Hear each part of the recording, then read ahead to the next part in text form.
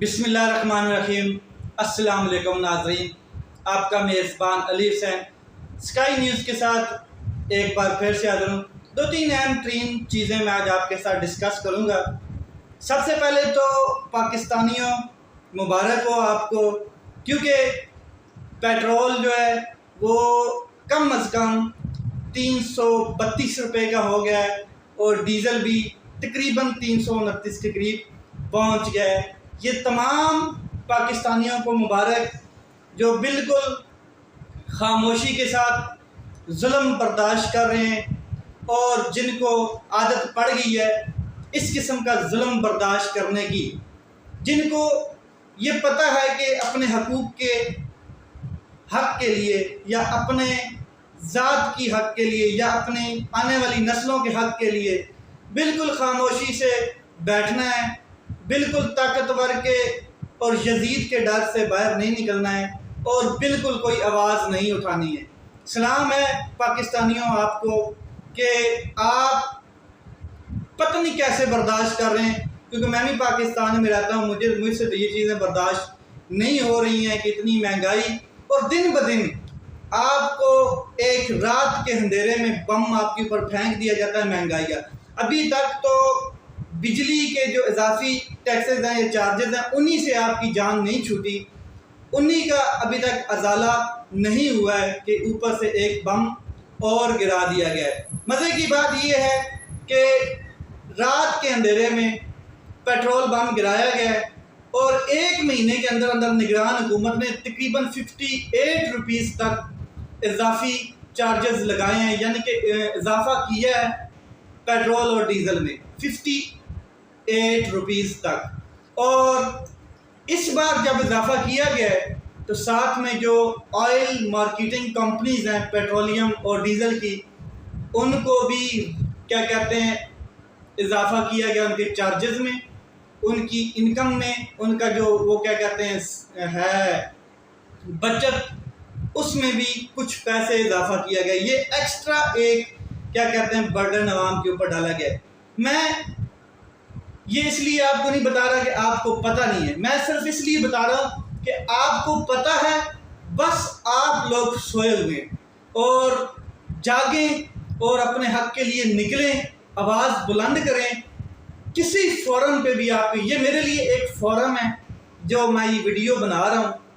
मेरे लिए यही एक बेहतरीन फोरम है जिसके ऊपर मैं अपनी आवाज़ बुलंद कर रहा हूँ। और जो लिफाफी साफ़ी हैं, जो जिनके मुंह में पता नहीं आजकल क्या है कि वो आवाज़ ही नहीं बुलंद कर रहे महंगाई के ख़िलाफ़,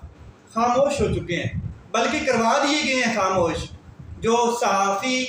महंगाई के ख़िलाफ़ बोलने वाले थे, जो इस रजीम के ख़िलाफ़ बोलने वाले थे, उनको या कत्ल कर दिया गया या मुल्क से फ़रार कर दिया गया, भगा दिया गया, इतने केसेस बना दिए गए, या फिर उनको अगवा कर दिया गया। एक चीज़। दूसरा, जो सहाफ़ी इस रजीम के साथ मिल गए, जिनकी जेबों में लिफाफे, जिनके ना पेट्रोल की टेंशन, ना डीज़ल की टेंशन, ना बिजली की टेंशन, पैसे आ रहे हैं, इश्तिहारात के भी पैसे आ रहे हैं, व्लॉग्स करने के भी पैसे आ रहे हैं, उसके अलावा TRPs भी अच्छी बन रही हैं। किसी टॉक शो में पेट्रोल और डीज़ल की कीमत क्या, कोई नहीं, किसी टॉक शो में गरीब लोगों की आवाज़ नहीं उठाई जाती है। किसी टॉक शो में अभी तक कोई इस तरह का महंगाई के ऊपर टॉक शो नहीं किया गया है। आप अंदाज़ा लगा लें ये पाकिस्तान की बदकिस्मती है या ये समझ लें कि अवाम की बदकिस्मती है कि उनका कोई फुसाने हाल नहीं है। मज़े की बात यह है कि जो लोग कहते थे कि नवाज शरीफ मियाँ दे नारे बजने ही बजने, आज भी वो इस तरह के जिनके ऊपर अल्लाह ने बड़ी रहमत की है कि उनके अक्ल के पर्दे डाल दिए हैं, उनके अक्ल के ऊपर पर्दे डाल दिए हैं, आज भी वो कहते हैं ठीक है जी मियाँ दे नारे बजने ही बजने, मियाँ आवेगा तो पेट्रोल थले जावेगा, मियाँ आवेगा तो डीजल थले जावेगा। मियाँ बच्चों आ रहा है और तकरीबन 21 अक्तूबर तक तो वो इत्थे होवेगा, फिर पेट्रोल उत्ते जावे या थले जावे, ये हुण तुसीं सानूं दसना है। क्योंकि पिछले 30 साल से जिन लोगों ने हुकूमत की है, पाकिस्तान को इस नहज तक पहुँचाया है, آج بھی کچھ عقل کے مارے ہوئے لوگ ہیں، کچھ گدھے قسم کے لوگ ہیں جن کی عقل میں یہ بات نہیں پہنچ رہی ہے کہ جس شخص نے ملک کو اس نیج پہ پہنچایا،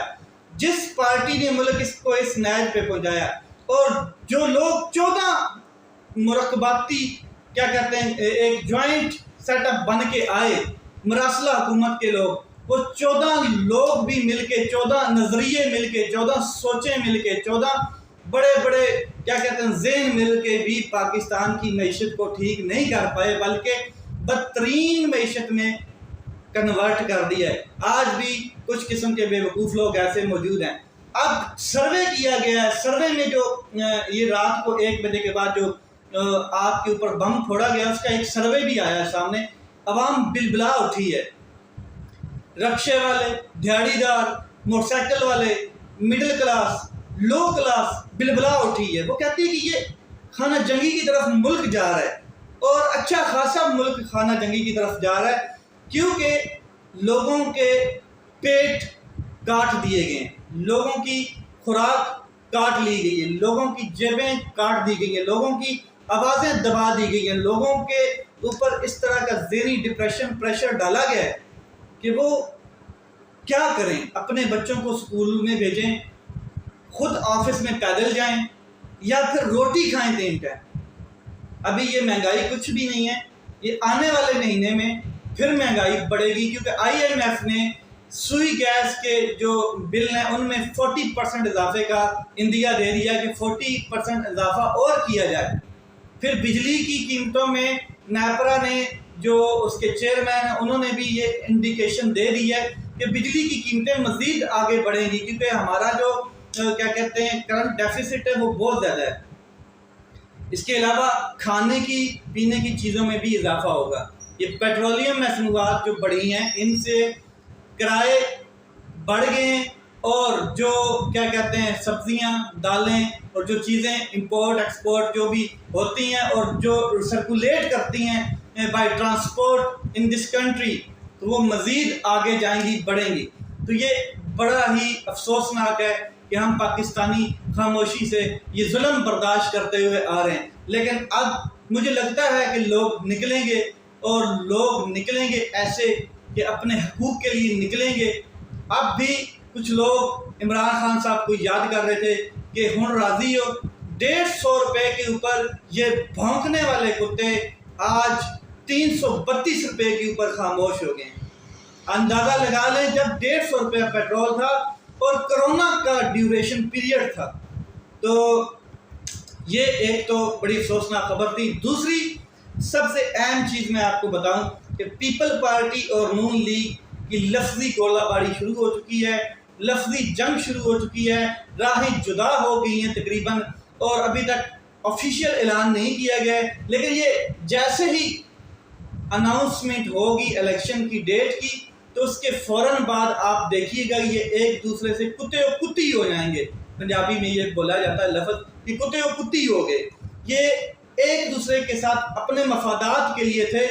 وہ مفادات جو خاص کر کے یہ چاہتے تھے کہ ہمارے کیسز ہمیں NRO2 دیا جائے، اور سارا وہ انہوں نے لینے کے بعد بھی جیسے ہی کل کا فیصلہ آیا ہے تو اس سے پہلے ان کی کامپیں ٹانگنے لگ پڑی تھی۔ اب ان کو اندازہ ہو گیا کہ ہمارا جو کھیل تھا وہ دفن ہو چکا ہے، تو یہ دوبارہ ایک دوسرے کے اوپر لفظی گولہ باری شروع کر دی ہے، ملبہ ڈالنا شروع کر دیا کہ جی یہ عدم اعتماد کا کنسیپٹ مولانا صاحب کا تھا، مولانا صاحب کہتے ہیں پیپل پارٹی بضد تھی، پیپل پارٹی کہتی ہے نون لیگ تھی، اور اب نون لیگ اور پیپل پارٹی میں جو جنگ ہے وہ یہ ہے کہ نون لیگ کے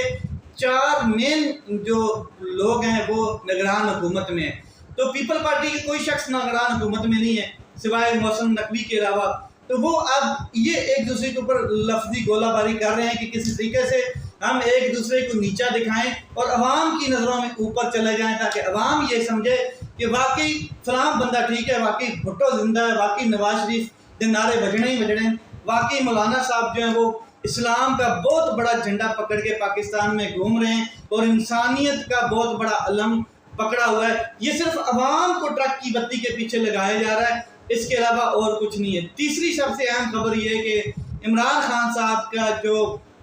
درخواست ضمانت مسترد کی گئی تھی یا ان کی جو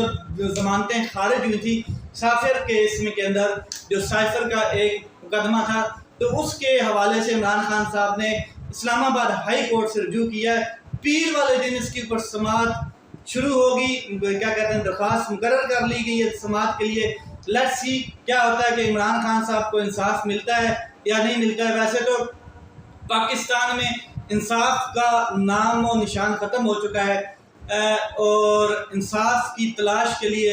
آپ کو کہیں اور رابطے کرنے پڑ رہے ہیں عدالتوں کے علاوہ۔ تو اب دیکھنا یہ ہے کہ عمران خان صاحب کو پاکستان کی عدالتیں انصاف دیتی ہیں یا آنے والے جو چیف جسٹس ہیں وہ پاکستان کے نظام کو درست کرتے ہیں، پاکستان کے نظام عدل کو درست کرتے ہیں، کس طرف لے کے جاتے ہیں، کیونکہ چیزیں دن بدن تبدیل ہوتی ہوئی نظر آ رہی ہیں۔ لیٹس سی کیا ہوتا ہے۔ اپنا خیال رکھیں، اپنے بھائی اس چینل کا خیال رکھیں۔ پاکستان زندہ باد۔